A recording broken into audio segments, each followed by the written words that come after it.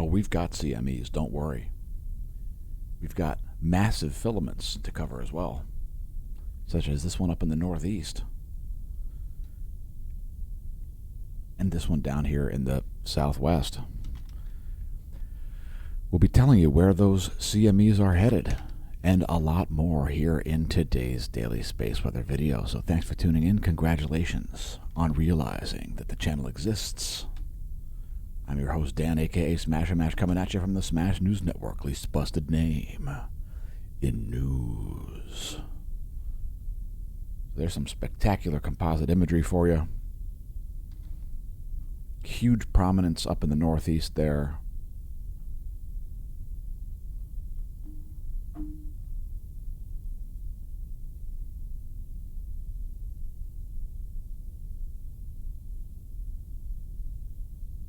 And we streamed this one live yesterday, by the way, on the Twitch channel, twitch.tv/SmasherMash. Huge prominence in the southwest, coronal mass ejections, and some large sunspot groups to cover on today's video. Here's yesterday plus today in the SDO intensitygram. One sunspot group has degraded and then reformed. This sunspot right here coming back after going away. It might get renamed there. I'm not sure on that one. Crazy large amount of umbra up here in the northeast. Here's your colorized magnetogram for yesterday plus today.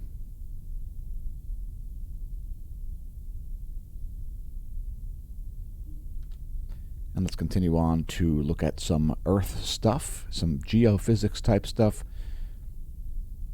We got a new volcano on the list here, Cotopaxi. We'll cover it here in a minute. First, Abico produced a 8,000 foot ash plume there. Mount Abico, Sakurajima. 7,000 foot ash plume from Sakurajima. Suwanosejima exploded. 6,000 foot ash plume from Suwanosejima, flight level 060. Krakatau continues to erupt, producing a 2,000 foot ash plume. Fuego in Guatemala exploding, 15,000 foot ash plume. Sangay in Ecuador exploding, flight level 230 over Ecuador from Sangay. And Cotopaxi's been producing some mud flows as a result of melting glaciers. Seismicity has dropped a little bit. It is actually the largest ash plume in the past 24 hours there, I think. Cotopaxi in Ecuador producing a 28,000 foot ash plume there, flight level 280. Again, those mud flows apparently caused by melting glaciers. Also, Sabancaya exploding, producing a 22,000 foot ash plume. Please do not pole vault the caldera. It's a flight level 220. Next, looking at earthquakes, and got pretty low levels of earthquake activity here over the past 24 hours. Just a couple of 5 magnitude quakes. No major quakes and a pretty low number of quakes also.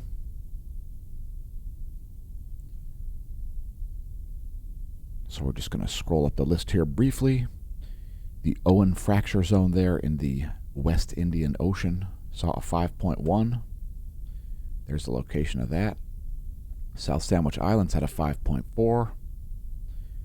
Down there in the extreme southern Atlantic near the Southern Ocean border. And Mexico had a 5.0.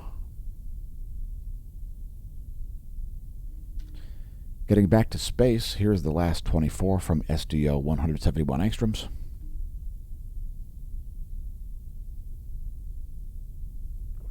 And let's take a look at some more facts. So the radio flux has gone up, and we can continue to expect to see this rise. Radio flux now at 122 solar flux units. For your new viewers, the 10.7 centimeter radio flux comes out of the upper chromosphere and lower corona, and it is proportional to sunspot number. So there's the 1 year graph of that to put it in context. Radio flux now up to 122 solar flux units. It's the black line. The red line is the sunspot number. Space Weather Enthusiast dashboard, NOAA forecasting some geomagnetic storm conditions late in the day on Saturday the 29th. Could see some auroral fireworks from that. We are also expecting a CME impact by midday tomorrow, the 28th. So also some additional CMEs to cover here. We'll let you know whether they are likely earthly directed or not. This geomagnetic storm and unrest condition is expected as a result of coronal hole high-speed stream. So we'll see what happens with that. Here's Earth's magnetic moment from space for the past 4 hours. It's our Geospace Magnetosphere movie. We do indeed show it daily on the channel. Thanks for leaving a comment. Tinman1057, good morning to you as well.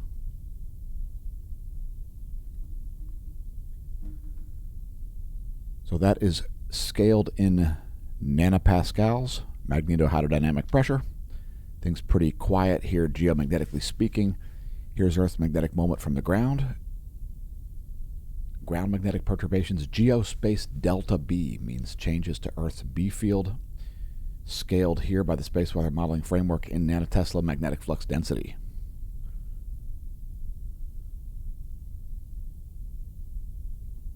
And let's get into some more magnetic information here. We hope the channel is magnetic. And there is the last 3 days of earthly geomagnetism, the planetary K index, a measurement of Earth geomagnetism, currently right at KP2, planetary K index of 2, geomagnetically calm conditions. Looking at the real-time solar wind here to see pretty uneventful stuff. About 9.3 protons per cubic centimeter for the solar wind density, solar wind speed just over 400 kilometers per second. Here's some more magnetic data for you, the GOES magnetometers. They're measuring magnetism up near the top of the outer Van Allen belt at about 22,000 miles of altitude. Is around where the GOES 16 and GOES 17 make their geosynchronous near equatorial orbits. And here is our top view ecliptic plane field plot. We are still seeing a lot of North Pole magnetism at the North Heliographic Pole. So you can see right there, North Pole magnetism still not leaving the North Polar region, indicating that there is a lot of solar cycle to come. It's barely gotten started, folks. Lots of activity to follow. Here is our line of sight field plot. I don't know why it's not loaded. It was loaded in the past, I assure you. So there's the sun's B field shown in blue. The B field is the field that goes through the magnet, this magnet being the sun. Solar polar fields in red for south and green for north. Here is our line of sight coronal hole plot. And you can see that Mickey Mouse shaped series of coronal holes there in the Earth facing zone. Those are all North Pole oriented. We've got most of the North solar polar field sort of pointed at Earth at the moment. And here's a great view of that from SDO 211 angstroms. We are going to have some more coronal holes rotate in here, down here in the southeast. The southeast, and those are also going to be North Pole oriented coronal holes. Next, let's move to sunspots. No new sunspot groups. Again, this one might get renamed. I think it's just going to probably keep its name, 3132. I think there was a little bit of minor growth on 3133. Let's take a look. Here's the SDO magnetogram for the past 24.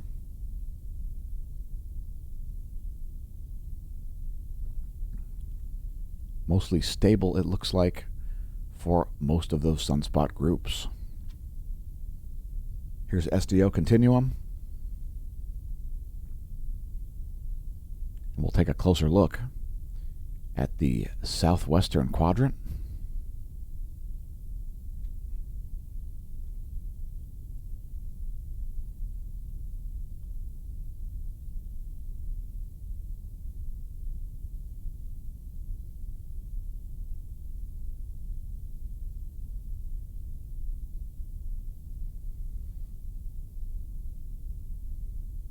See that sunspot reforming there, and here is the northeastern quadrant. So lots of sunspots there. Those are beta gamma class sunspots all day. The likelihood of large solar flares is, well, kind of high.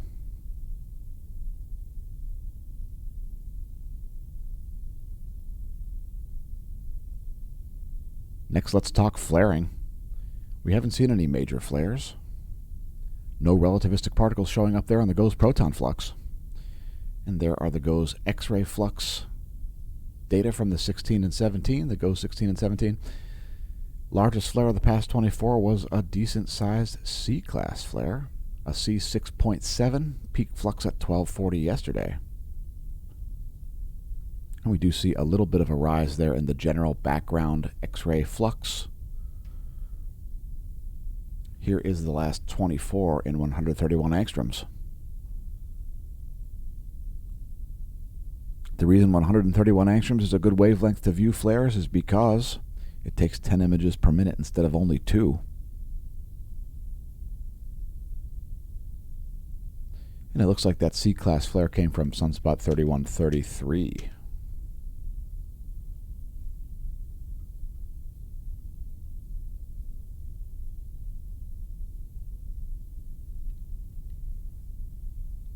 So lots of activity happening in terms of coronal mass ejections. We'll get to it here in a moment. First, a star chart. If you're up before dawn, you might see Mars high in the sky just before sunrise near the galactic plane, which is that blue line you see there.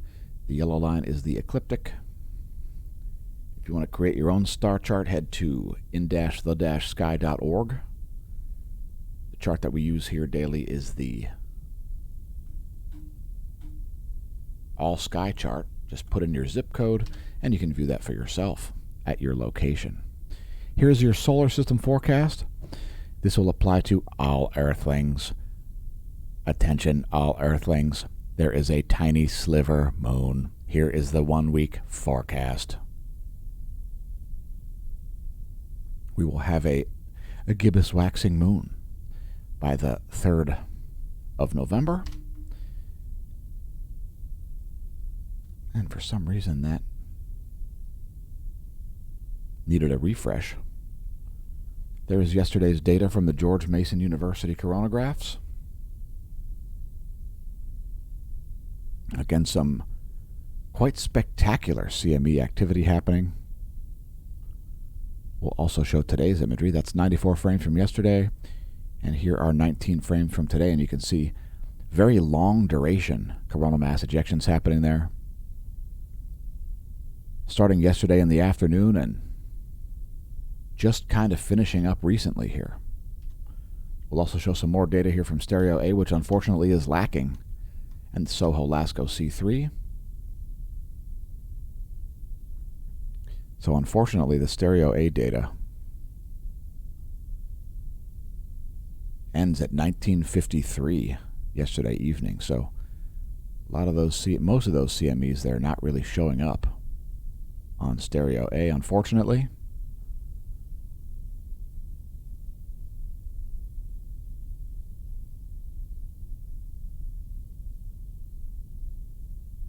There may be some earthly directed components there, but I doubt it.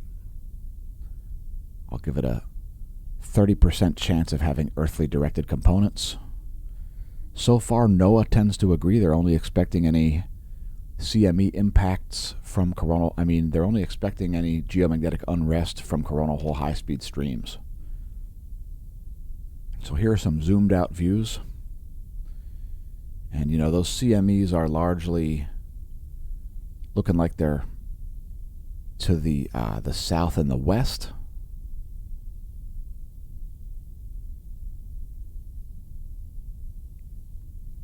Let's zoom out a little bit farther here. There is the full zoomed out view. And oftentimes when you have multiple events happening at the same time, it may look like it's Earth directed when it actually isn't. Again, I don't think those are earthly directed coronal mass ejections. And let's continue on here. By the way, we streamed this live yesterday, and it was quite a spectacular live stream on Twitch. Just when this crazy prominence up here in the northeast was starting to look like it was collapsing, we were getting this prominence forming down here in the southwest, and it just got better and better, folks. It went on for a long, long time. And you can see here, there is the full zoomed out view. And oftentimes when you have multiple events happening at the same time, it may look like it's Earth directed when it actually isn't. Again, I don't think those are earthly directed coronal mass ejections. And let's continue on here. By the way, we streamed this live yesterday, and it was quite a spectacular live stream on Twitch. Just when this prominence up here in the northeast was starting to look like it was collapsing, we were getting this prominence forming down here in the southwest, and it just got better and better, folks. It went on for a long, long time. And that right there is the reason why you stream all day. Continuing on to look at our hydrogen alpha imagery, here is our ground-based solar observatory. And we still have lots of huge filaments here on the earthly facing portion of the solar disk. You can see some dark absorption features up here and down here. Likelihood of additional coronal mass ejections kind of high, along with the likelihood of solar flares. Don't get them confused, folks. Solar flares are photons. You know, X-rays, photons. Coronal mass ejections are protons. You know, diffuse gas, plasma, mostly hydrogen nuclei. And let's continue on to look at the last. This is the last about 2.5 hours from the GO 16 SUVI.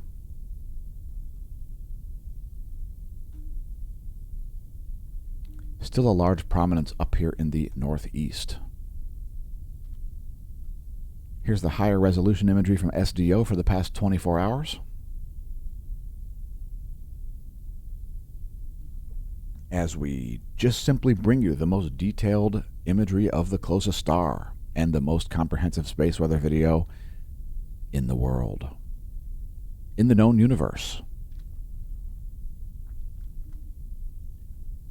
Next, bonus features. Here's our satellite community dashboard. Some minor charging hazards there over Mexico moving into the Central Pacific Ocean. We've got some huge GPS errors happening over North America. We'll get to that in a moment. There is the electron flux still at kind of low levels.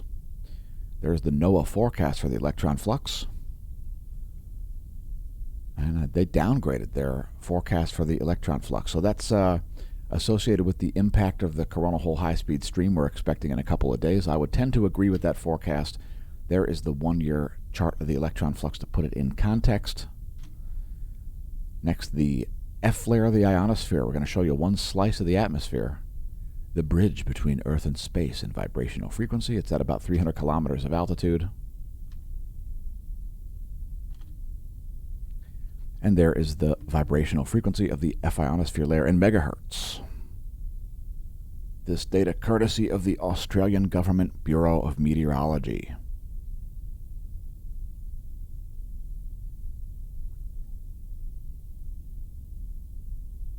Again, I would note we're going to have huge GPS errors over the North American continent, or at least we have had them.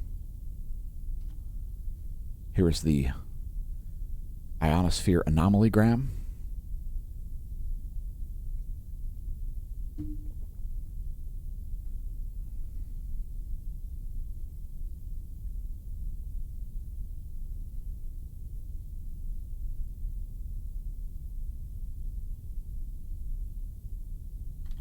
There's the latest image, 10:15 Universal Time. That's anomaly in megahertz from the 30-day median. And let's take a look at the total electron content forecast, which will depict the electron count in between your GPS satellite and your handset. Large amounts of free electrons cause signal refraction. The total electron content will show the most likely places for GPS errors. And you can see right there, huge GPS errors happened over the North American continent. Turn on your Wi-Fi accuracy to increase the accuracy of your GPS handset.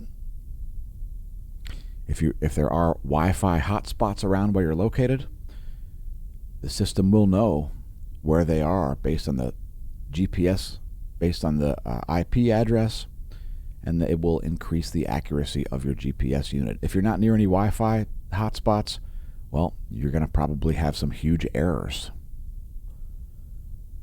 We can expect some very huge errors on Saturday when the coronal hole high-speed wind stream shows up. Next, looking at the latest intensitygram and latest colorized magnetogram.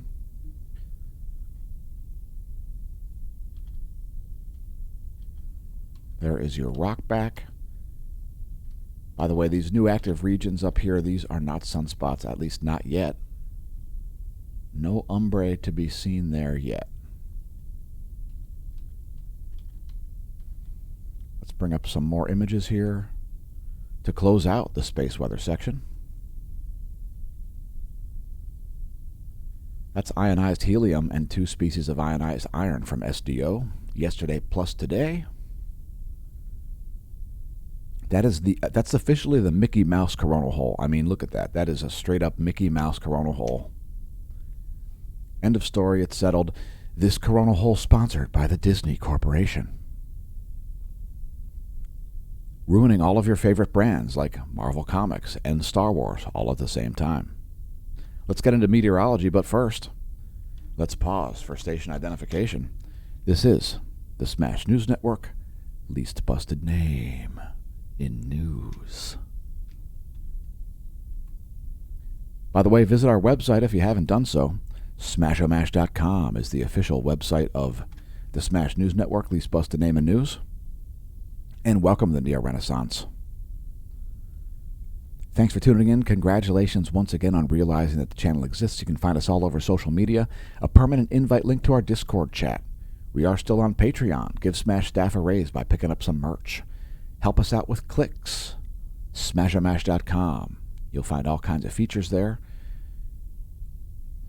Not the least of which is the link to SureMed. SureMed, it's not insurance, it's an association membership that allows you to purchase group insurance.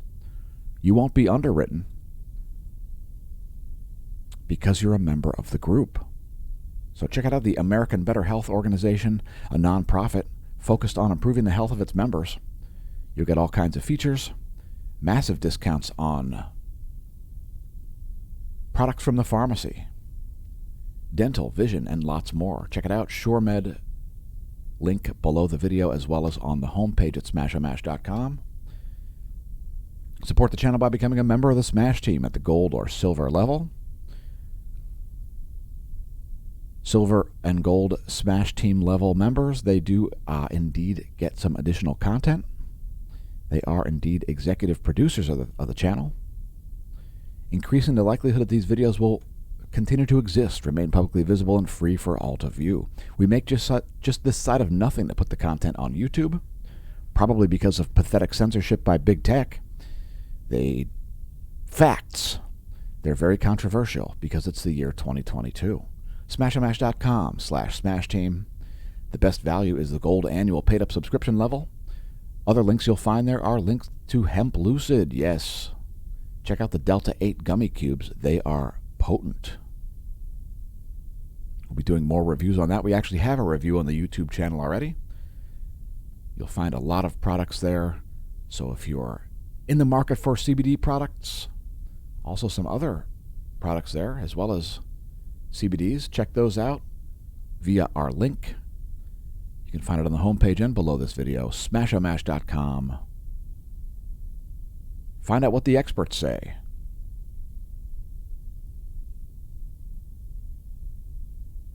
Again, check out those gummy cubes.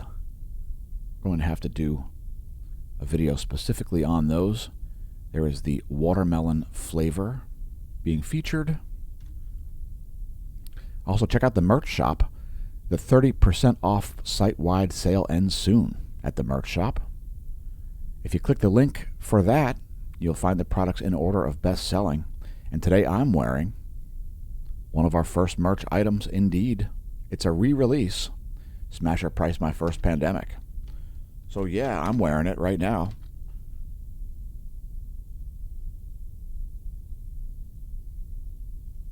Masks. How have they worked throughout the history of mankind? Have they been useful? Have they been useless? Have they been marginally effective?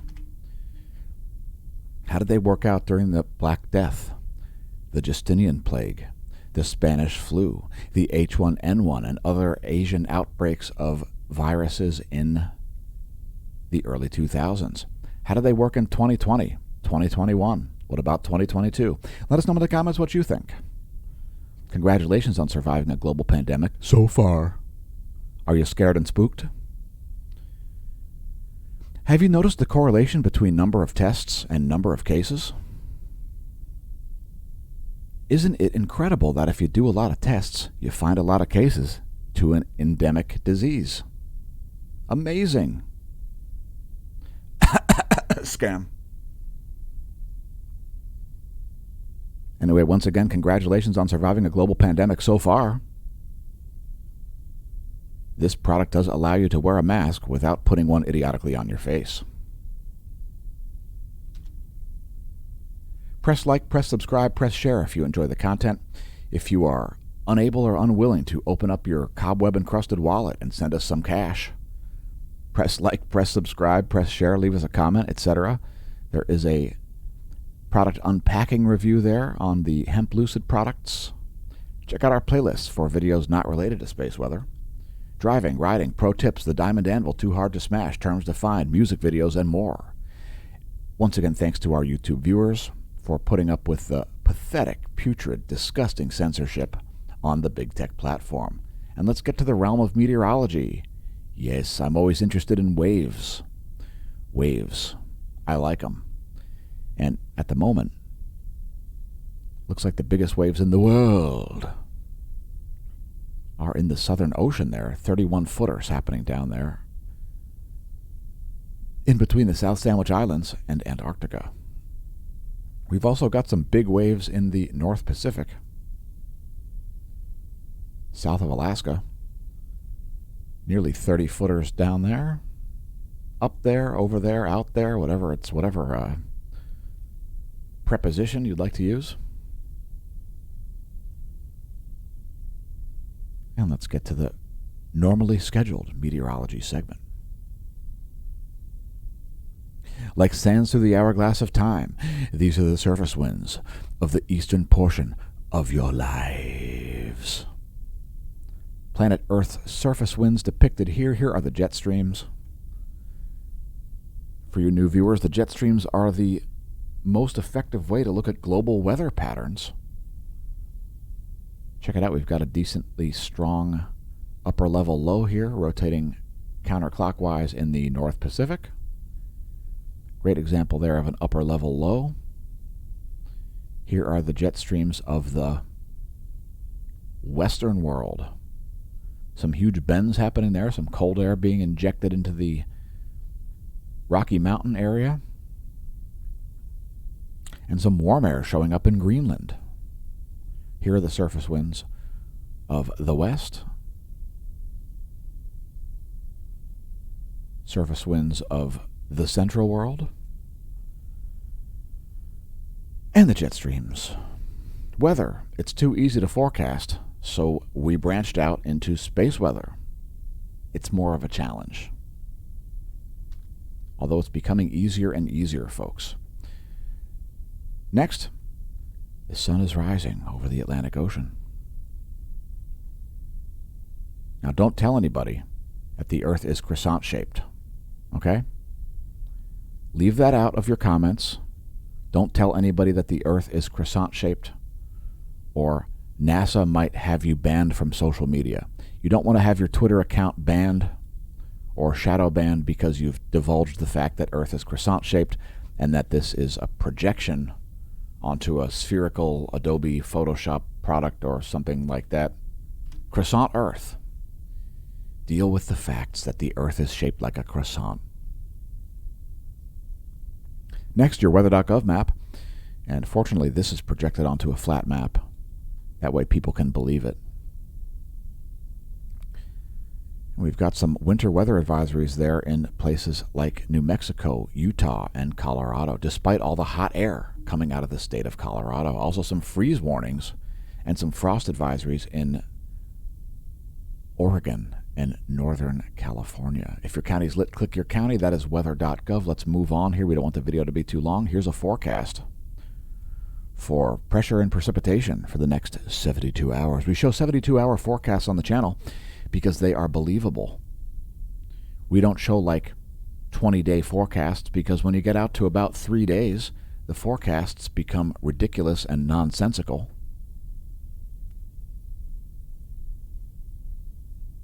So we like to be accurate on the channel and to cite facts, not alarmist nonsense. So we show a 72-hour GFS pressure and precipitation forecast here. We are expecting a strong low to form there in East Texas, likely to produce some severe weather around the Gulf Coast, and again, East Texas.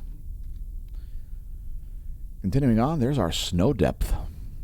Let's take a look at pressure. So here's pressure, and we're going to show the Euro forecast for pressure here for the next 3 days.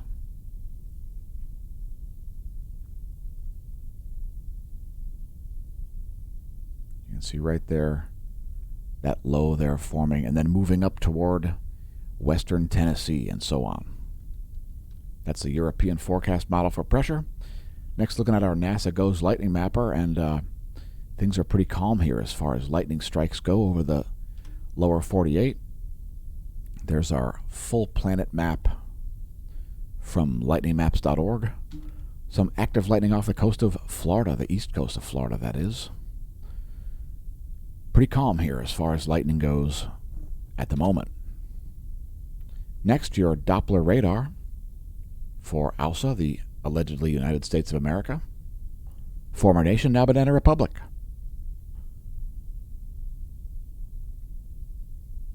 When you've got two justice systems, zero accountability, corporatist fraud and propaganda ruling the world,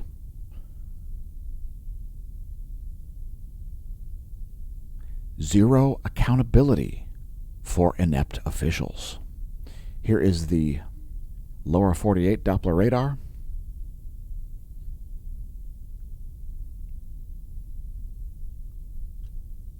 Here is clouds and fog. An interesting flow coming up from south to north here toward Nova Scotia. There's a bunch of dry massive air over here that is preventing that from moving to the west. Just a wall of dry massive air there, acting like a barrier. And you can see some moisture dropping down there into Idaho, Washington, and Montana from western Canada. Here's your recap. U.S. Doppler radar showing vertical motion of water droplets.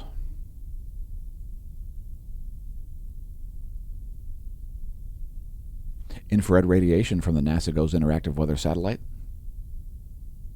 It's 3.9 nanometers. It shows clouds and fog. And there is water vapor. That should clear things up. The water vapor map is your answer when your Doppler radar is not giving you the full picture. Once again, thanks for tuning into the Smash News Network, least busted name in news. I've been your host, Dan, a.k.a. Smash-O-Mash, signing off. And may that solar wind be at your back. Opinions expressed in this video, not necessarily the opinions of Smash News Network, least busted name in news.